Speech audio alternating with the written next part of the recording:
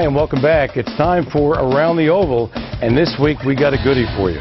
We're just going to go up the turnpike a piece to Freehold Raceway, where they contested 2 limbs of the cane pace. In the first one, a familiar name here to folks at Harris Chester and around the country for that matter, millionaire 3-year-old pacer Badlands Nitro, recent winner of the Battle of the Brandywine right here at Harris Chester, and also the Rooney pace at Yonkers. He went off as a 3-5 favorite, and understandably so.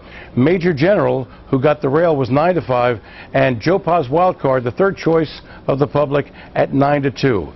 And now here's the voice of Freehold Raceway, Larry Letterman, with a call of the first cane and limb. Let's watch. Here they come. First the limb in the cane pace for 2008, and out strongly is Major General. Joe Pa's wild card is on the outside of that one, and going on a speed break. Meant to be me, made a very costly mistake, and getting in third is Badlands Nitro. So it is Major General going to the back stretch first, 3 lengths clear of Joe Pa's wild card, and Badlands Nitro. The Battle of Brandywine winner, the Rooney winner, is easily in third, another 5 back. The visitor from the Maritime, You Smooth Talker You, and it's 5 over Mercedes, coming back to Star Artist and made the expensive break. Meant to be me in a quarter at 26 2/5. They wind around the Freehold second turn. It's Major General calling the shots a length. Joe Pa's wild card is second. Badlands Nitro, not in any particular hurry, in third. Closing up the gap, You Smooth Talker You in fourth. And Mercedes has caught the pack, and so has Star Artist. So the 3-year-old, powerful, striding by us, moving by the winner's circle, holding the cane pace trophy. And it's Major General controlling his own destiny in 55 2/5. Joe Pa's wild card angles out in second. Badlands Nitro is third, and they go to the back stretch, and it's Major General under attack from Joe Pa's wild card, who leaves the pocket. Badlands Nitro getting the trip of trips in third, a couple of lengths back to Mercedes. You Smooth Talker You now is taking the spot left by Badlands Nitro.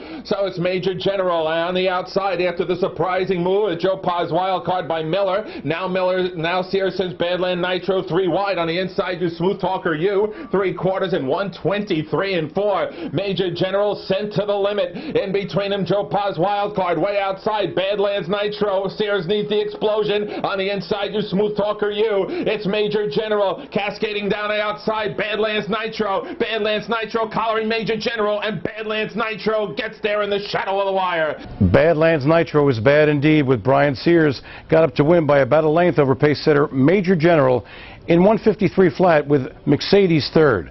The last quarter, however, was negotiated in a snail-like 29-1. Very uncharacteristic. We'll have to see what happens in the final. In the second limb of the cane, Art Official, with Ron Pierce, winner of the Meadowlands Pace and sole conqueror of the 3-year-old pacing monster Some Beach Somewhere, went off as a 3-5 favorite. Mystery Chase was the 5-2 second choice, and Moonbeam with Yannick Gingras was 4-1. Here's Larry Letterman's call. And off to the races, and Mystery Chase gets a line shake from Palone, and it comes out very sharp. Moonbeam on the outside, and was semi-leaving, was Artificial. Pierce now takes him back and trying to get into the 5-hole.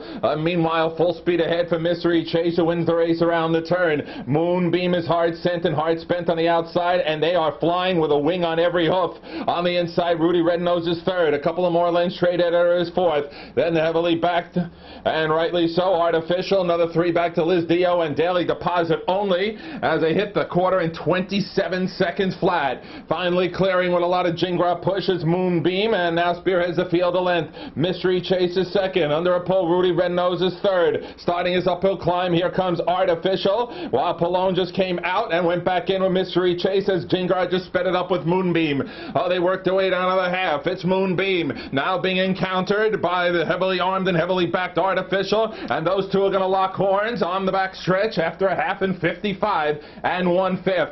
So the marquee matchup of this race has developed. On the inside, Moonbeam, Artificial. On the outside is a long neck away. Right in the pocket, Mystery Chase is third. As they go to the back stretch, Listio is fourth.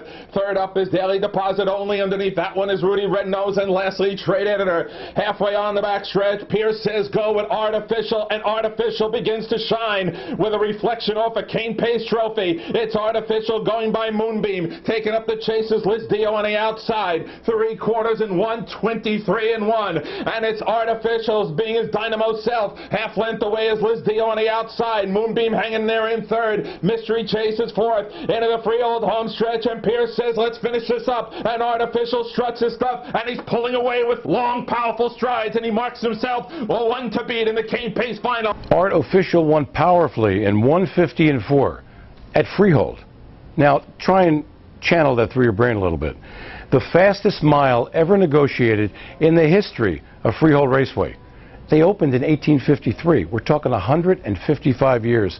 And I don't know about you, but I can't wait till Artificial gets back on the racetrack with some beach somewhere. It ought to be an epic matchup. Liz Dio with Tim Tetrick was second.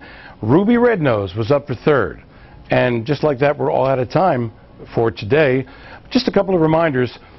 This show will be seen at its regular time of 1 o'clock, as will next week. But following that, due to popular demand for you folks that either can't get up or you're doing something earlier, the show moves to 4 o'clock. It'll be shown after football right through the entire Harris-Chester meet through the end of the year, right here on Comcast SportsNet. So we're pretty excited about that. And until next week, I'm Steve Ross. Have yourself a wonderful week, a safe and fun-filled Labor Day, and come back here next week. We'll see you then. Take care.